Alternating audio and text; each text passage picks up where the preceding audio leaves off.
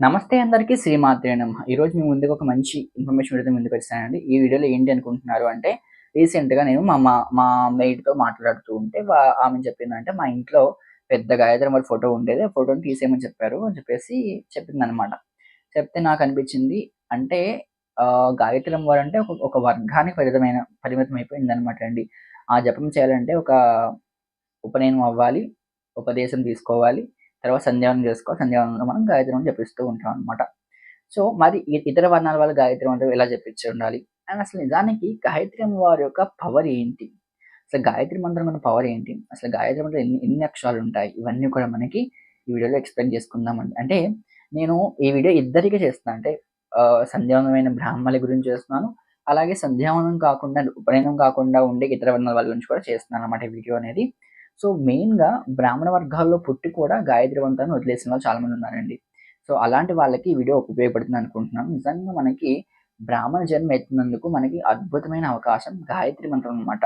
So, ఈ గాయత్రి మంత్రాన్ని గనక మనం వీలైన సార్లు 21 51 అండ్ 108, 1000 సార్లు ఇలా మనకి ఎంత సంఖ్య కుదిరితే అంత సంఖ్యకు మనం చేసుకోవచ్చనమాట గాయత్రి మంత్రాన్ని. అండ్ ఒకవేళ ఇతర వర్ణాల వాళ్ళు గాయత్రి మంత్రం మాకు చేసుకోవడానికి అవ్వదు, చేసుకోకూడదు అని అంటున్నారంటే వాళ్ళకి సర్వగాయత్రి మంత్రం చెప్పేసి ఒక మంత్రం ఉంటుందనమాట అండి. ఆ సర్వగాయత్రి మంత్రం ఎవరైనా కూడా చేసుకోవచ్చు. సో, అది కూడా మీకు వీడియోలో చెప్తాను. అండ్ కంటిన్యూ స్కిప్ చేయకుండా చూస్తే మీకు వీడియో బాగా అర్థమవుతుందనమాట. సో, మంచి ఇంట్రెస్టింగ్ టాపిక్ ఇది. సో, ఎవరు స్కిప్ చేయకుండా చూడడానికి ప్రయత్నించండి. అసలు ముందు గాయత్రి మంత్రం పవర్ ఏంటి? ఇది తెలుసుకోవాలంటే ముందు మనకి మనం భగవంతుడు ఉన్నాడు, ఒక పవర్ ఉంది, ఒక శక్తి ఉంది అని నమ్ముతూ ఉంటాం. అసల ఈ ప్రపంచం ఎలా మొదలైంది అనుకుంటున్నారు? నిజానికి ఈ ప్రపంచం అనేది మనకి ముగ్గురు నుంచి మొదలైందని చెప్తూ ఉంటారు. ఎవరు వాళ్ళు? బ్రహ్మ, విష్ణు, మహేశ్వరులు కదా! సో, అసలు ఈ బ్రహ్మ, విష్ణు, మహేశ్వరులు ఎలా పుట్టారు? అసలు నిజంగా ఇప్పుడు బ్రహ్మ, విష్ణు, మహేశ్వరులు అని మనం ఎలా చెప్తూ ఉంటాం చెప్పండి? అంటే ఒక ఆధారం, సాక్షి మనకేమి లేదు. బ్రహ్మ, విష్ణు, మహేశ్వరులు ఉన్నారు, సృష్టి నడిపిస్తున్నారు. చాలామంది అడుగుతూ ఉంటారు కదా! నిజంగా దేవుడున్నాడా? ఇయి జరుగుతున్నాయా? అని అడుగుతూ ఉంటారు కదా! దానికి మనకి సైంటిఫికల్‌గా ఒక ఎగ్జాంపుల్ తీసుకుందాం. సారీ. మనం కెమిస్ట్రీ చదువుకున్నాం కదా! కెమిస్ట్రీలో మనకి అటామ్స్ ఉంటాయి, మాలిక్యూల్స్ ఉంటాయి. సో, ఈ ప్రపంచం అంతా కూడా ఒక యాటమ్ చెప్తూ ఉంటాం కదా! ఆ యాటమ్‌లో ఏముంటాయి? ఎలక్ట్రాన్స్, ప్రోటాన్స్, న్యూట్రాన్స్ అవునా కదా! సో, అది నమ్మినప్పుడు మనకి ఈ ప్రపంచం అంటే ఇప్పుడు భూమి అంతా కూడా ఒక యాటమ్ కింద భావించుకుంటే అందులో ఉండే ఎలక్ట్రాన్, ప్రోటాన్, న్యూట్రాన్ మనకి బ్రహ్మ, విష్ణు, మహేశ్వరులనమాట. So, what is the power of electron? Electron ఏం చేస్తూ ఉంటుంది మనకి? ఆల్వేస్ మనకి ఇప్పుడు మనకి ప్రొడక్ట్ చేస్తూ ఉంటుంది. మనకి ఫంక్షనింగ్ అయ్యేలా చూస్తూ ఉంటుంది. అదే విధంగా బ్రహ్మ అనమాట. బ్రహ్మ మనకి క్రియేటర్. సో, ఆ తర్వాత విష్ణువు. చాలా మందికి తెలిసిందే. విష్ణువు ఏం చేస్తాడు? పరిపాలన చేస్తూ ఉంటాడు. బ్రహ్మ అనేది ఎలక్ట్రాన్ అయితే, విష్ణు అనేది ప్రోటాన్ అయితే, మనకి పరమేశ్వరుడు న్యూట్రాన్ అనమాట. అంటే ఆయన లైన్ చేస్తూ ఉంటాడు. అంటే అంతా బ్యాలెన్స్ చేస్తూ ఉంటామనమాట. సో, ఈ విధంగా మనకి ఒక కెమిస్ట్రీ నుంచి చూసుకుంటే మనకి ఆ 3 పార్టికల్స్ నిజంగా మనకి బ్రహ్మ, విష్ణు, మహేశ్వరులు. సో, మనకి మన సైన్స్ ప్రకారంగా ఏంటి? ఏది కూడా మనకి ఊరికే జరగదు. ఏదైనా ఒక ఫోర్స్ అప్లై చేయకపోతే ఏ ఆబ్జెక్ట్ అయినా కూడా మూవ్ అవ్వదు. సో, అదే ఫోర్స్ ఏంటి మనకి బ్రహ్మ, విష్ణు, మహేశ్వరులకి ఫోర్స్ ఏంటంటే బ్రహ్మశక్తి అయిన ఫోర్స్ అంటే మన తెలుగులో ఏమంటారు శక్తి అంటాం కదా! శక్తి అంటే ఏంటి? బ్రహ్మశక్తి అయిన సరస్వతి అమ్మవారు అనమాట. బ్రహ్మదేవుడు పుష్ చేయడానికి ఆయన యొక్క శక్తి సరస్వతి అమ్మవారు అనమాట. అదే మనకి విష్ణుమూర్తికి శక్తి అయితే లక్ష్మీదేవి, పరమేశ్వరుడి శక్తి పార్వతీదేవి.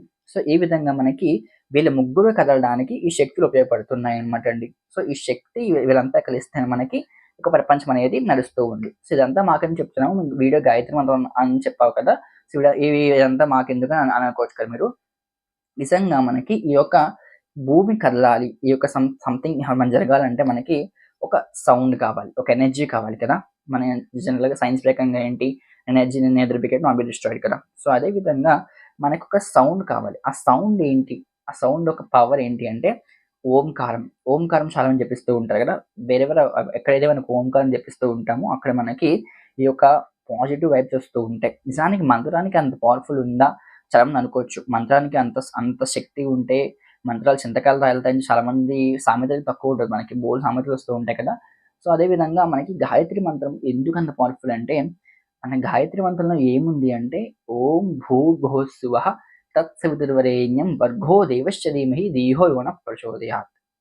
అంటే ఇది మనకి అమ్మవారి యొక్క మంత్రం అండి. ఈ మంత్రంలో ఏం చెప్తున్నాము అంటే, ఈ యొక్క సమస్త బ్రహ్మాండాన్ని శాసించే శక్తి అయిన గాయత్రి అమ్మవారు మన బుద్ధిని మన బుద్ధిని ప్రచోదనం చేయుగాక అని చెప్పేసి మన అమ్మవారిని వేడుకుంటున్నాం అనమాట. ఈ మంత్రం ద్వారా మన అమ్మవారిని వేడుకుంటూ ఉంటాం అనమాట అండి. అంటే చిన్న 2 లైన్‌లు మంత్రం ఇది. 24 అక్షరాలు ఉంటాయన్నమాట గాయత్రి మంత్రంలో. ఇంత 2 అక్షరాల్లో మనం సర్వ చైతన్య స్వరూపమైన గాయత్రి అమ్మవారిని మనం ఈ 2 మంత్రాల్లో జోడించుకొని అమ్మవారిని మనం వేడుకుంటున్నాం అనమాట అండి. ఏం వేడుకుంటున్నామంటే మాకు జ్ఞానాన్ని అలాగే ఒక మన బుద్ధిని ప్రచోదనం చెయ్యమ్మా అని చెప్పేసి అమ్మవారిని వేడుకుంటున్నాం అనమాట. సో ఈ విధంగా మన అంటే ఇది అందరూ చేసేంత మంత్రం కాదండి. ఎందుకంటే మనకి ఈ యొక్క ఉపదేశం అవ్వాలనమాట. అంటే ఉపనయనం అయితే గాని మనకి గాయత్రి మంత్రం నిజంగా బ్రాహ్మలు కూడా ఉపనయనం అయితే గాని గాయత్రి మంత్రం చేయరనమాట అండి. సో ఉపనయనం అవ్వాలి. ఒక సంస్కారబద్ధంగా గురు ద్వారా ఉపదేశం తీసుకోవాలి మంత్రం. ఆ తర్వాత మనం దీన్ని జపిస్తూ ఉండాలనమాట. ఇలా జపిస్తూ ఉంటాం కదా! చాలా మందికి మాకు కూడా సంధ్యావందనం చేసుకోవాలనిపిస్తుంది. సంధ్యావందనం చేద్దాం అనుకుంటున్నాము. మేము ఏం చేయాలి? మాకు ఎలాంటి రూల్స్, రెగ్యులేషన్స్ మరి ఇవన్నీ పెట్టేసారు ఏంటి? మాకు అమ్మవారు కావాలి కదా! చాలామంది అనుకుంటూ ఉంటారు. నిజానికి గాయత్రి అమ్మవారిని మనం ఒక బ్రాహ్మణ వర్గానికి అంటే ఇక్కడ ఎందుకు బ్రాహ్మణులు మాట్లాడుతున్నాను అంటే చాలా మందికి క్లియర్‌గా అర్థమవుతుందని చెప్పేసి నేను బ్రాహ్మణుల ఒక క్యాస్ట్ తీసుకొస్తున్నాను అనమాట. బ్రాహ్మణులకి గాయత్రి అమ్మవారు అలా ఆమెకలా చేసేస్తారు. వేదాలు అంటే బ్రాహ్మణులు, గాయత్రి అమ్మ అంటే బ్రాహ్మణులు. వాళ్ళ ఇంట్లోనే ఉంటుంది. వాళ్ళ ఇంట్లో ఫోటోస్ పెట్టుకోవాలి అని చెప్పేసి ఇలా ఒక ప్రచారం బాగా వచ్చేసిందనమాట. కానీ మనకి వేదాల్లో ఒక అద్భుతమైన ప్రక్రియ ఉందనమాట అండి. ఎవరైతే గాయత్రి మంత్రం జపించలేకపోతున్నారో వాళ్ళకి వేదాల్లో ఒక అద్భుతమైన ప్రక్రియ ఉందనమాట. ఆ ప్రక్రియ ఏంటి అనుకుంటున్నారు అంటే ఎవరైనా కూడా గాయత్రి సంధ్యావందనం చేద్దాం అనుకోండి. సంధ్యావందనం అంటే బ్రాహ్మణులు మేము చేస్తూ ఉంటాం కదా! సంధ్యావందనం చేద్దాం అనుకునే వాళ్ళు ఏం చేయాలంటే ఆదిత్య హృదయం ఉంటుంది కదా మనకి. ఆదిత్య హృదయాన్ని ఖచ్చితంగా సూర్యోదయం సమయంలో పఠిస్తే ఆ తర్వాత మనకి సర్వగాయత్రి మంత్రం చెప్పేసి మనకుంటుందన్నమాట. సర్వగాయత్రి మంత్రం అంటే ఏంటంటే మనకి సర్వచైతన్య స్వరూపాంతం ఆద్యాం విద్యాంచ ధీమహి బుద్ధి జ్ఞాన ప్రచోదయాత్ అని చెప్పేసి మనకి సర్వగాయత్రి మంత్రం అనమాట అండి. అది నీకు కింద డిస్క్రిప్షన్‌లో ఇవ్వడానికి ట్రై చేస్తాను. సో, ఆ సర్వగాయత్రి మంత్రాన్ని గాని జపిస్తామంటే ఏమవుతుందంటే అంటే మనకిష్టం అనమాట. 21 సార్లు లేకపోతే 108 సార్లు, 51 సార్లు, 54 సార్లు ఇలా మనకి ఎన్ని సార్లు జపించుకోవచ్చనమాట. ఆ మంత్రాన్ని మన టైం బట్టి 11 సార్లు జపించొచ్చనమాట. సో, ఈ విధంగా మనకి సర్వగాయత్రి మంత్రం సర్వచైతన్య స్వరూపాంతం ఆద్యాం విద్యాంచ ధీమహి బుద్ధిం జ్ఞాన ప్రచోదయాత్. మనకి సర్వగాయత్రి మంత్రం ఎవరైనా జపించొచ్చనమాట. సంధ్యావందనం చేద్దాము. మాకు సంధ్యావందనం చేయాలి. మాకు గాయత్రి అమ్మవారి ఫోటో పెట్టుకోవాలనుకుంటే ఖచ్చితంగా ఫోటో పెట్టుకోండి. ఫోటో పెట్టిన ప్రాబ్లమ్ ఏం లేదు. ఫోటో పెట్టుకోండి చక్కగా. మీరు పూజ చేసుకునే సమయాన్ని చక్కగా అమ్మవారి ముందు కూర్చోండి. ఈ సర్వగాయత్రి మంత్రం చదువుకోండి. సర్వగాయత్రి మంత్రం అంత పవర్‌ఫుల్ సేమ్ మన గాయత్రి మంత్రం ఎంత పవర్‌ఫుల్ సర్వగాయత్రి కూడా అంతే పవర్‌ఫుల్ అనమాట అండి. సో, రెండిటిని కూడా ఒకటే స్థాయిలో మనకి ఫలితం వస్తుందనమాట. సో, ఎవరైనా కూడా చక్కగా ఈ యొక్క ఫలితం కూడా చేసుకోండి. అండ్ నేను ఇప్పుడు మాట్లాడే విషయం ఏంటంటే మనకి నిజంగా బ్రాహ్మణ పుట్టుకు కూడా చాలా మంది సంధ్యావందనం చేయట్లేదు అనమాట. నేను ఫ్రాంక్‌గా చెప్తున్నాను. చాలా మంది సంధ్యావందనం అయితే అసలు మానేసారు చాలా మంది. అంటే ఎక్కడో కొంతమంది చేస్తూ ఉన్నారనమాట. అండ్ అంటే ఎవరికైనా వాళ్ళ పర్సనల్ విషయాలు చాలా ఉంటాయి. ఎవరిని నేను జడ్జ్ చేయలేను కదా! సో, ఎవరి పర్సనల్ విషయాలు వాళ్ళకుంటాయి. సో, కెరియర్ పరంగా చూసుకోవచ్చు. ఏదైనా కూడా ఎవరికి సంబంధించిన గోల్స్ వాళ్ళకుంటాయి కదా! సో, ఎన్ని గోల్స్ ఉన్నా కూడా మనకు సంధ్యావందనం పర్ఫెక్ట్‌గా నోటికొచ్చేసి చేసేసుకుంటున్నామంటే మనకి జస్ట్ సంధ్యావందనం చేయడానికి ఒక 10 మినిట్స్ పడుతుందనమాట. Maximum 10 minutes. మహా అయితే 15 నిమిషాలు. పావుగంట తప్ప మనకి సంధ్యావందనానికి ఎక్కువ టైం పట్టదు. 15 మినిట్స్ ఆఫ్ టైమ్‌లో మన డైలీ కేటాయిస్తే మనకి ఆటోమేటికల్‌గా బూస్ట్ గాని మనకి ఆ హోల్ డే ఉంటుంది. అండ్ దాంతో పాటు మనకి ఒక చాలా మంది ఇప్పుడు స్ట్రెస్ అయిపోతున్నాం, డిప్రెషన్‌కి వెళ్ళిపోతున్నాం అని చెప్తూ ఉంటారు కదా! ఆ డిప్రెషన్, స్ట్రెస్ లెవెల్స్ కూడా తగ్గించే శక్తి మనకి గాయత్రి మంత్రం ఉందన్నమాట అండి. సో, ఈ విధంగా ఎవరైనా కూడా గాయత్రి మంత్రం జపించడానికి ప్రయత్నించండి. జపించలేము మాకు చేసే అవకాశం లేని వాళ్ళు సర్వగాయత్రి మంత్రాన్ని జపించుకోవచ్చనమాట.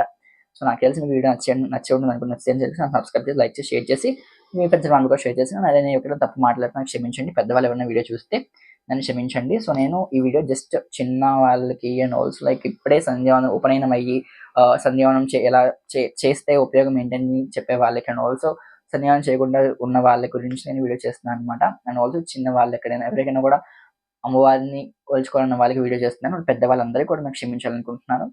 సో, నాకు తెలిసి వీడియో నచ్చింది కదా! సో, ప్లీజ్ సబ్స్క్రైబ్ చేసుకోండి. మీరు సపోర్ట్ చేయండి. అండ్ నెక్స్ట్ ఇలాంటి టాపిక్స్ మీ ముందుకు ట్రై చేస్తాను. ఇంకా చాలా టాపిక్స్ ఉన్నాయి నా దగ్గర. సో, అన్నీ కూడా మీ ముందుకు తీసుకొస్తాను. So, thank you so much watching video. శ్రీమాత్రే నమః. జై శ్రీ చంద్రబాబు నాన్న కూడా ఉండాలి.